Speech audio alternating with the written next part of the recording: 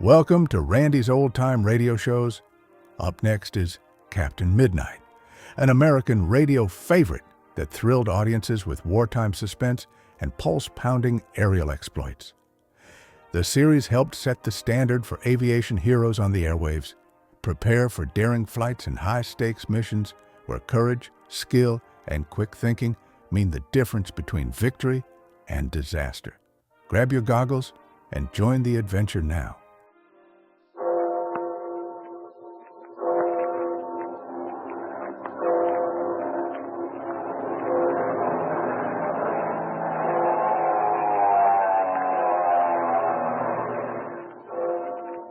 The Skelly Oil Company presents Captain Midnight.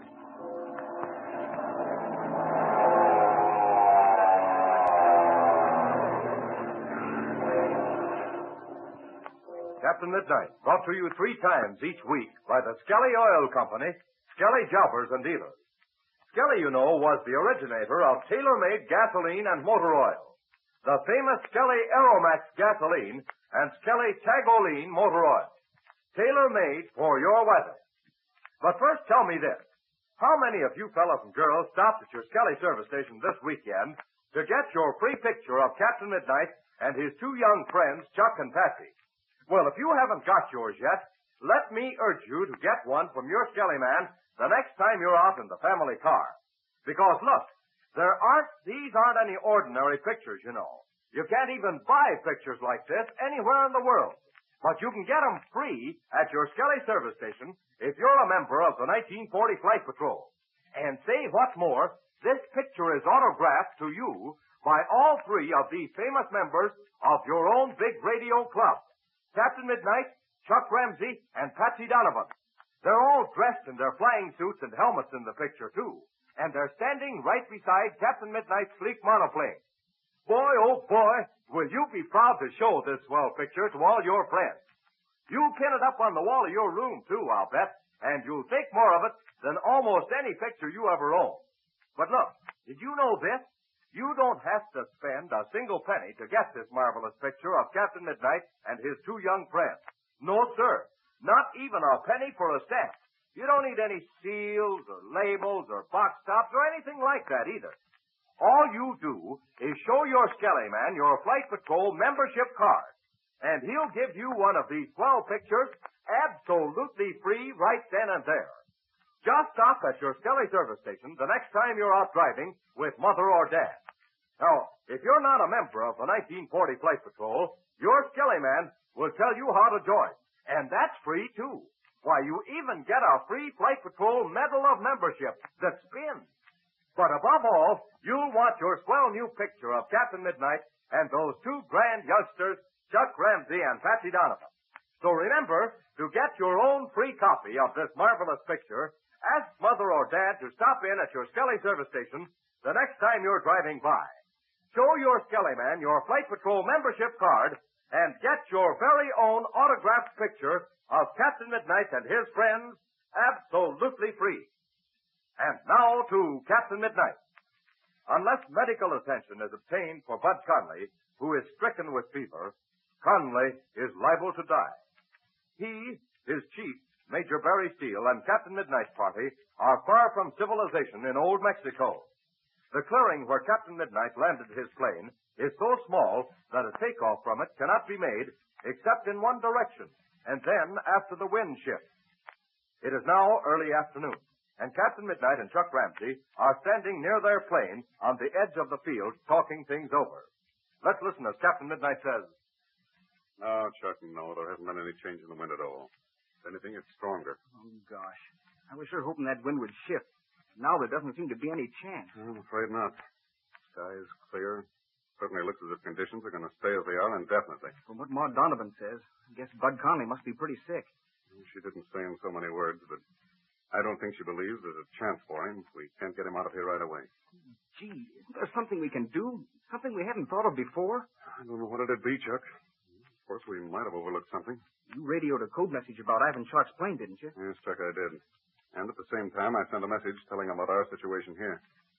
And there's nothing more I could say. They could drop provisions for us. Sure.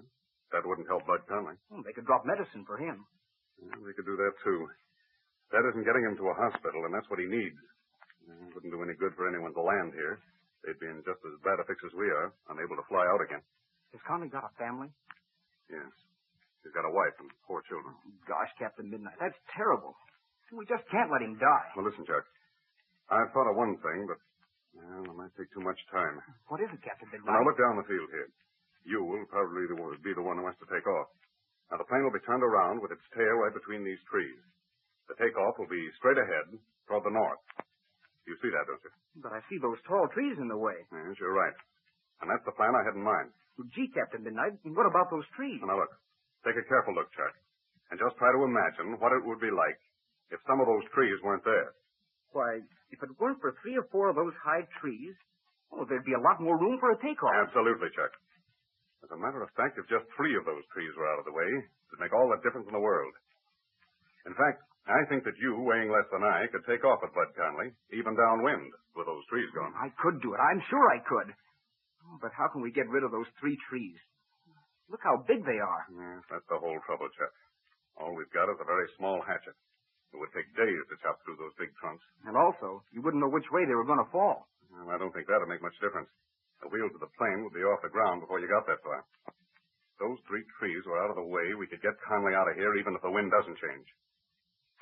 Yeah, but I'm afraid there's no way to get them down short of a tornado. Do you suppose there's anything else we could take out of the plane to make it lighter? Oh, no.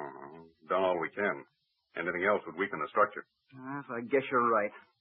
But gosh, Captain Midnight, what are we going to do anyway? I mean, when we do get out. We can't stay here forever, even if we are too late to save Conley. Well, the first thing we've got to do, that is after we get across the border from here, is to go back to Senor Paredes Hacienda for Pinky Drake and Slim Pool. Then put Pablo in that flying school. And then Yes, but what about you? What's going to happen to you? I've still got that big job on my hands, Chuck. Ivan Shark? Yes. I don't know what the pursuit of Shark might lead to. It may take me around the world again before I'm through. But can't I come along? I've helped you before, well, at least a little bit. You've no idea how much you've helped me. And it isn't just the actual help you've given either. It's the company, the companionship that has meant more than anything else to me. I'm glad to hear you say that. After all, I'm just a kid. I know I make a lot of mistakes, and I'm not, the sort of a companion an older person would be. I've come to rely on you so much that I wouldn't quite know what to do without you. You've been just like a father to me. To be truthful, you've been more than a father to me. What do you mean, Jeff? Well, it's like this. I don't know whether you've ever noticed it or not, but lots of kids never have any fun with their fathers. They respect them too much. Oh, gosh, I'm getting sort of all mixed up. No, Chuck, no. You mean that lots of kids respect their fathers so much that they're afraid to have any fun with them? Well, that's it. That's it exactly. A kid looks up to his father so much that his father seems, he seems too far away from him. Yes, I know only too well what you're talking about. Now, Chuck, I've seen hundreds of fathers and sons like that. And I've always said that if I had a son of my own, it certainly wouldn't be like that at all. You wouldn't be, and you haven't been with me. You take me into your confidence. You let me know what you're thinking about, what you're trying to do, and I guess that lots of fathers don't do that. No, Chuck, they don't. That's where they make a big mistake. They gradually grow apart, and they finally live in different worlds. The boy doesn't know anything about his father's problems, and the father doesn't know anything about his son's. Except when the boy does something wrong. And then he gets punished. Yes. And that tends to separate them farther than ever. Maybe if the father and son were closer together, the son wouldn't do things that he'd have to be punished for. You know, Chuck, you're getting to be quite a philosopher. Well, anyway, I'm glad you and I aren't that way. You know what my problems are, and I know what yours are. Yes. That brings me back to what started this discussion. It may be that much as we both would dislike it, it would be better if I would work alone for a while. But why? Honestly, I don't see why. Well, now, listen. You want to be a pilot, don't you, Chuck? Well, of course. I can fly some now. At least I can get a ship up and down. Don't say you can. Not a plenty tight spots, too. But merely being able to handle the controls of a ship doesn't make a pilot. There, you're right. Merely being able to handle the controls of an airplane doesn't make a pilot. That's only a very small part of it. There are probably thousands of pilots who could take a big airliner up from the field, circle it, and then make a perfect landing. But do you suppose that same pilot could take that same airliner off, loaded with passengers, fly from one city to another 700 miles away through tough weather, where he had to fly by instruments and radio, and get his passengers there safely? There are probably less than 1 out of 10 who could. Less than 1 out of 10. Percentage is much smaller than that. To be a perfectly competent airline pilot, it takes the ability to fly. That's elementary. Then, beyond that, it takes absolute presence of mind, quick thinking, and above all, the thing that's known as character. Character. I've heard that word a lot, and yet I don't think I know exactly what it means. Stability. The thing which can be relied upon.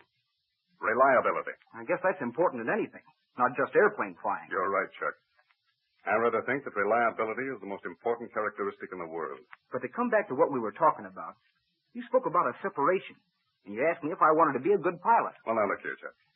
Going around with me, you learn a certain amount, that's true.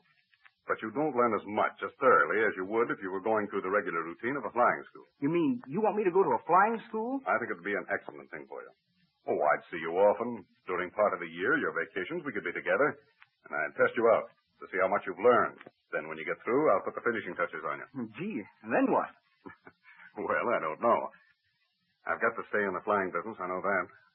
There are plenty of opportunities for new airlines, Chuck. Yeah, I might start one. You could be one of my pilots. I'll give you an interest in the business, and then when you get good enough, you could be chief pilot. Gosh, wouldn't that be swell? You bet. Yes, Chuck, that sounds pretty good. But then, I guess we'd better quit daydreaming and get back to business here. Oh, just one thing more. Yeah? Patsy Donovan can be one of our stewardesses. That's good. It's a foregone conclusion. And we'll get Steve Donovan and make a pilot out of him, too. And, well, let's see. Are there any other members in the family? Well, there's Pinky and Slim.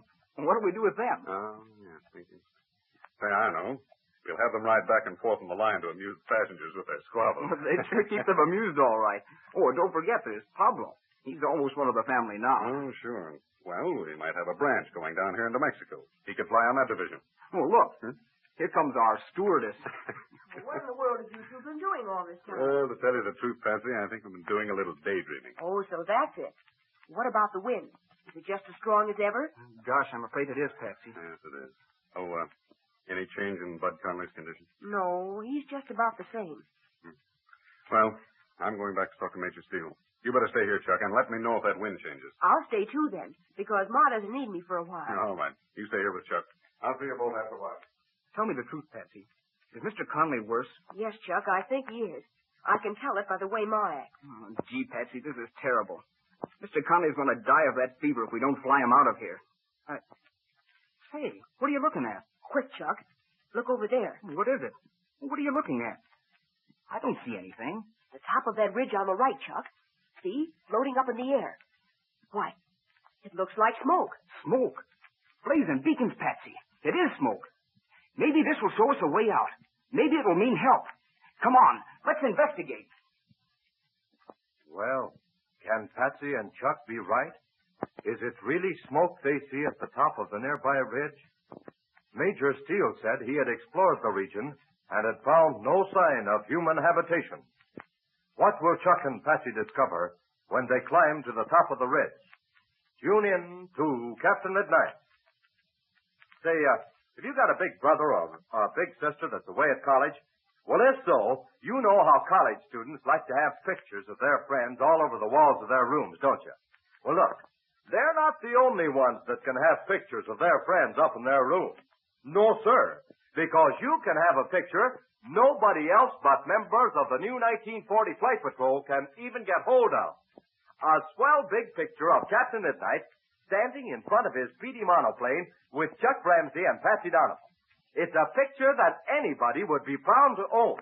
And listen, it's free to members of the 1940 Flight Patrol.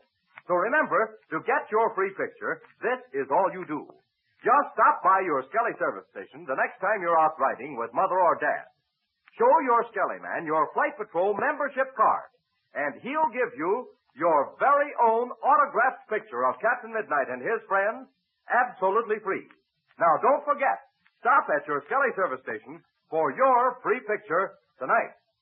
And don't forget to listen Wednesday, same time, same station, for further transcribed adventures of Captain Midnight.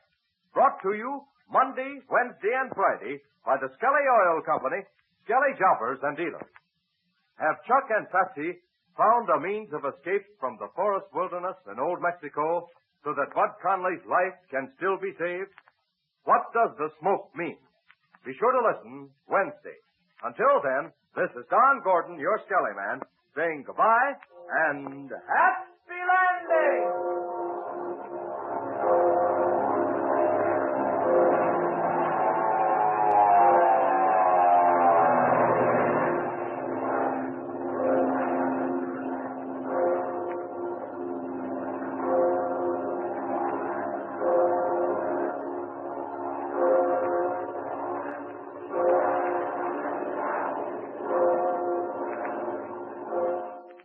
Well, folks, that's it for this episode here at Randy's Old Time Radio Shows. Before we wrap up, it's worth noting that Randy dedicates countless hours to restoring and editing every single show before it's uploaded for your listening pleasure. Our goal is to preserve these old-time radio treasures and make them sound as clear and warm as the day they were first broadcast. If you'd like to support his hard work and help keep these classic shows coming, any donation, big or small, is sincerely appreciated. You'll find donation links in the description below. Or if a QR code appears on your screen, simply point your phone's camera at it and follow the prompts. Randy sincerely thanks you in advance for helping keep these shows alive. Thanks for joining us, friends. Until next time, keep the memories warm and the stories close.